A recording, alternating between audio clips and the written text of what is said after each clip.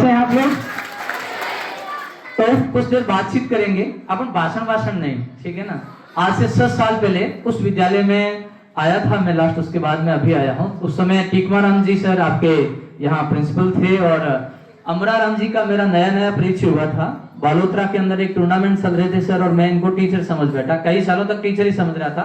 Train में गया, मैंने कहा एक सर हैं वो अच्छा काम करते हैं बच्चों की एजुकेशन को लेके, विशेष रूप से कल्चरल एक्टिविटी, डिसिप्लिन, है ना, संस्कार की बात कर लेते हैं। खेलकूद प्रतियोगिता कहीं होती तो वहां पहुंच जाते, ऐसा लगता है टीचर ही है। तो उन्होंने कहा वो टीचर है नहीं, मैंने कहा हो ही नहीं सकता। ट्रेन में थे और 3 साल बाद मैंने कॉल करके पूछा कि सर क्या वास्तव टीचर नहीं है क्या? कि मैं टीचर नहीं हूँ, मैं एक वॉलंटियर हूँ। तो मैं सबसे पहले तो अमर जी के लिए चाहूंगा कि आप सब लोग ताली बजाएं। यहीं से हमारी एक बात प्रारंभ होती है कि हम पढ़ लिख करके पढ़े लिखे जैसे दिखें।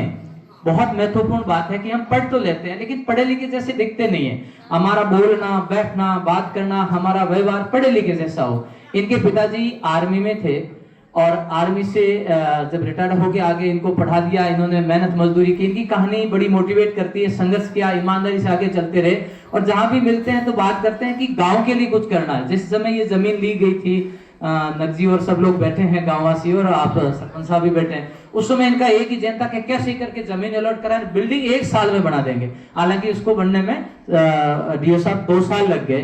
बट एक यंग इंसान जो शिक्षा से जुड़ जाता है, उनको पता है ये क्यों कर रहे थे। अब मैं वो बात आपको बता रहा हूं कि जिस जगह आप बैठे हो वहां पर कभी यही बैठे थे, इसी गांव में बैठे थे, यहीं पढ़ करके गए। सर ने अभी इंट्रोडक्शन कराया कि हमारे विद्यालय के पूर्व विद्यार्थी, तो आप भी पूर्व विद्यार्थी हो। आज आप जिस स्थान पे हो, कल कोई आईएएस बनेगा, कोई आरएस बनेगा, डॉक्टर बनेगा, इंजीनियर बनेगा, है ना, बिजनेसमैन बनेगा, खेती करेगा, कोई एंटरप्रेन्योर बनेगा, कुछ न कुछ बनेगा ही बनेगा। लेकिन एक अच्छा इंसान जरूर बनना। और एक अच्छे इंसान बनने के लिए क्या बातें जरूरी है? सबसे पहले कि हम हमारे मम्मी पापा का कहना माने। हमारे मदर फादर हमारे लिए बहुत कुछ है। आंखें बंद करिए, सब लोग प्रार्थना की स्थिति में हो जाएं। जैसा मैं कहता हूं वैसा महसूस करें। सावधान, प्रार्थना स्थिति नहीं करनी है, ध्यान वाली स्थिति। आंखें बंद करके, आंखें बंद रखनी है। माँ और पापा के चेहरे को याद करो। बहुत शनि रखते हैं वो आपके साथ। विशेष रूप से माँ आपसे जल्दी उठ जाती है, खाना बनाती है, बिना खाए आपको खिला देती है, दिन भर धूप में काम करती है, पशुओं का ना चारा डालना, धोना, सब काम करते हैं। माँ के चेहरे को याद करते हुए उनको महसूस करो। और जब आप घर आते हैं तो आपको खाना बना हुआ मिलता है।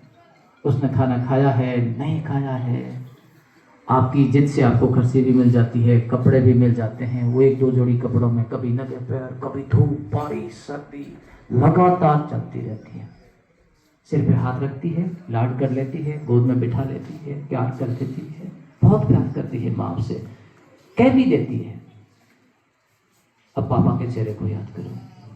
बहुत प्यार करते हैं पापा भी आपसे।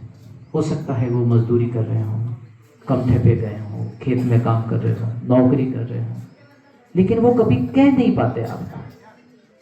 कभी आपके पास बैठ के वो नहीं कहते कि बेटा तुम्हें क्या करना है। वो नजर भी नहीं मिलाते आपसे। वो सोचते हैं कि कहीं बड़े बच्चे हैं, नजर मिली, उनको जिम्मेदारी का एहसास हो गया तो शायद वो जिम्मेदारी संभाल नहीं पाएंगे। भगवान रूपी मम्मी पापा जब से आप जन्मे वो आपके लिए चल रहे हैं। तमाम तकलीफें देखते हैं ताकि आपको कोई तकलीफ ना हो।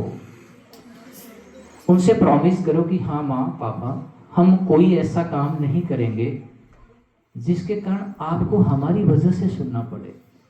हम ऐसे नेक कार्य, ऐसे रास्ते पे चलेंगे जहां से आपको गर्व हो। 1 मिनट के लिए उनका ध्यान करें। सुबह और शाम उनका चेहरा याद करते हुए उनसे प्रॉमिस करें। मैं ये नहीं कह रहा हूं कि आप 90% बना लेना, फर्स्ट आ जाना, ये अलग बात है। एक अच्छे बेटे और बेटी बनना, कोई कुछ भी कह दे लेकिन रास्ते नहीं भटकना है, यही पहली पढ़ाई है हमारी।